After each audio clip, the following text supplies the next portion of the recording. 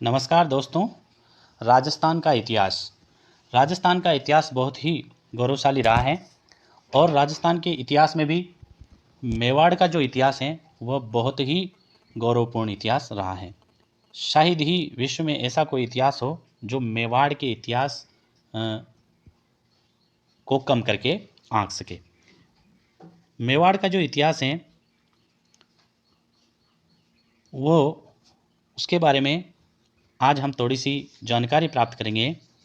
इसके लिए ये एक बेसलाइन तैयार की है जो बहुत सारी अध्ययन करने के बाद बहुत सारी किताबों से एक शॉर्ट ट्रिक निकालने की कोशिश की है जिससे आपको एक संक्षिप्त रूप में सामान्य जानकारी आपके एक दिमाग में बैठ जाए। मेवाड़ जो है उसको सीवी मेवाड़ को सीवी, प्रागवाट या मेदपाट भी कहा जाता है। मेवाड़ को सीवी, प्रागवाट या मेदपाट भी कहा जाता है। यहाँ पर पहले मेर जाति का अधिकार, ऐसा कहा जाता है कि यहाँ पर पहले मेर जाति का अधिकार था, इसलिए इस क्षेत्र को मेदपाट या मेवाड़ कहा जाता है। अब बात करते हैं हम राजपूत वंशों की।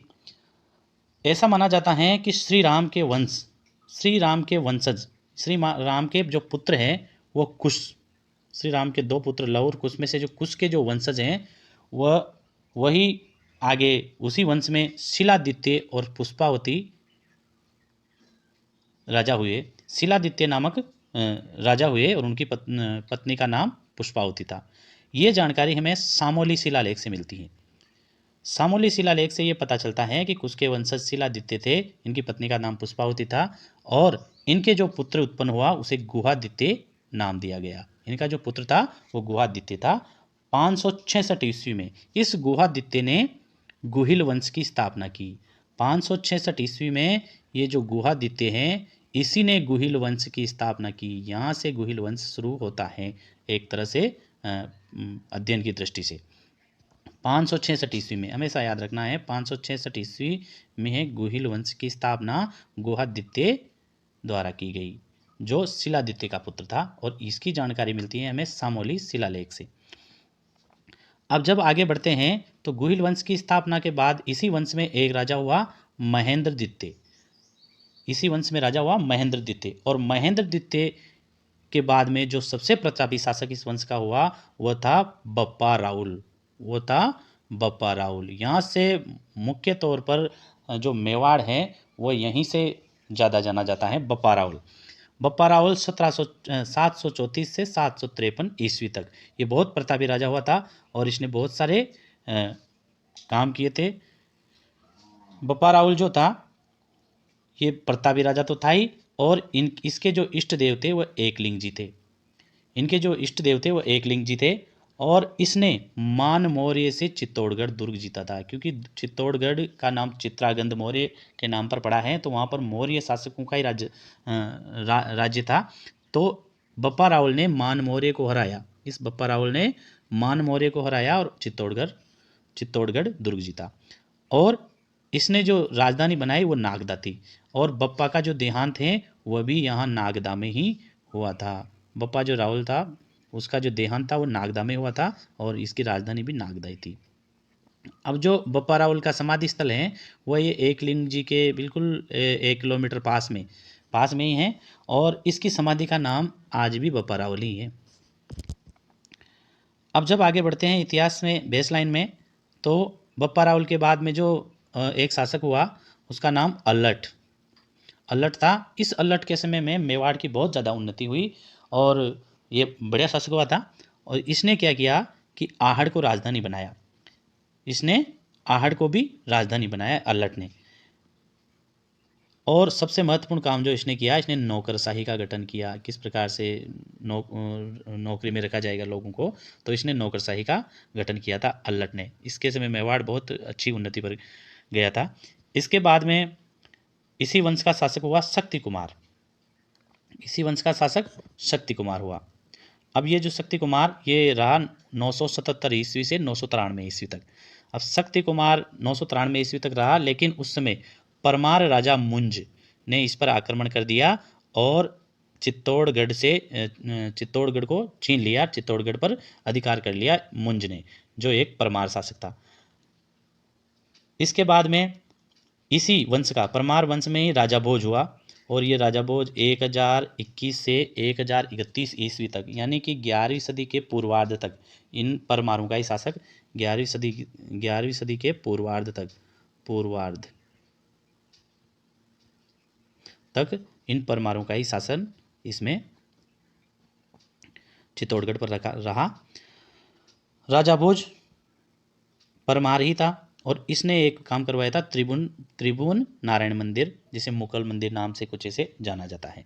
अब इसके बाद में अगला जो घटनाक्रम है वो ये हुआ कि जो 1031 के बाद, यानी राजा भोज के बाद में सिद्धराज जो चालुक्य शासक था, इसने इन परमारों से, इस सिद्धराज ने इन जो परमारों का शासन था ये पूरा, इस परमारों से मालवा और मेवाड़ का काफ़ी भाग छीन लिया था इसने, सिद्धराज ने जो चालुक्य शासक था। अब परमारों से भी मेवाड़ का लगभग बहुत सारा हिस्सा चला गया था। अब आगे जब बात आती है तो ये जो शासन रहा 977 से 993 के बाद में जो रहा वो परमार और चालुक्यों के लगभग, परमारों का रहा और फिर थोड़ा सा चालुक्यों का रहा। उसके बाद की स्थिति है कि जो आगे गुहिल शासक, वापस इसी वंश का शासक जो कर्ण सिंह, जिसे रण सिंह या कर्ण सिंह दोनों कहा जाता है, 1158 ईस्वी में इसने वापस इस यहाँ पर चित्तौड़ पर अधिकार कर लिया। हुआ क्या देखो, क्योंकि गुहिल का जो शासक कर्ण सिंह या रण सिंह था उसके दो पुत्र थे, एक था क्षेम सिंह और एक था राहप।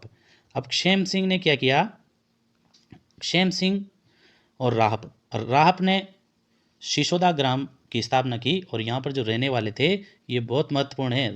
जो रण सिंह या कर्ण सिंह का पुत्र था, द्वितीय पुत्र राहप, इसने सिसोदा ग्राम की स्थापना की, और यहाँ पर रहने वाले जितने भी वासी थे वह सब सिसोदिया कहलाए, और यहीं से ही इस वंश को सिसोदिया वंश भी कहा जाता है।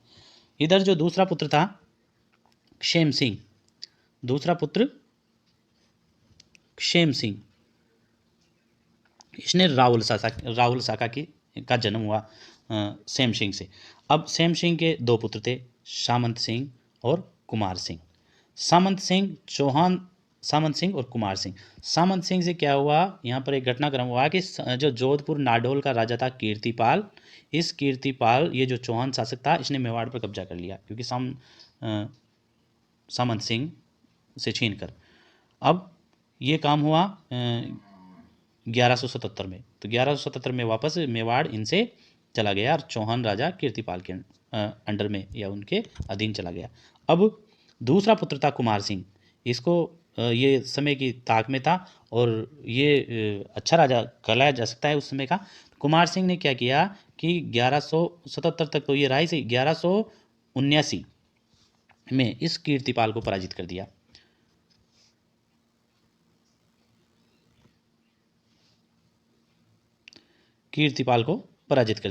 और कीर्तिपाल को पराजित करने के बाद मेवाड़ पर अधिकार कर लिया इसने, कुमार सिंह ने।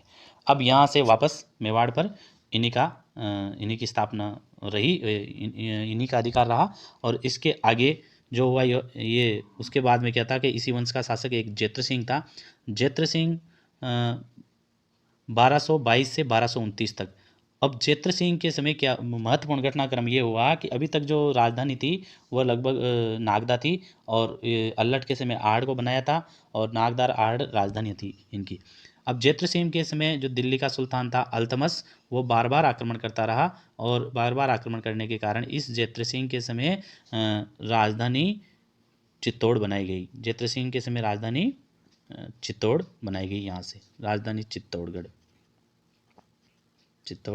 बनाई गई, क्योंकि चित्तौड़ तो पहले इन्होंने मौर्य शासकों से ले लिया था ना, बप्पा राहुल ने 734 से 753 के बीच में, 734 में लगभग मान मौर्य से। तो इस प्रकार से संक्षिप्त इतिहास को हम इस बेसलाइन के द्वारा समझ सकते हैं। धन्यवाद।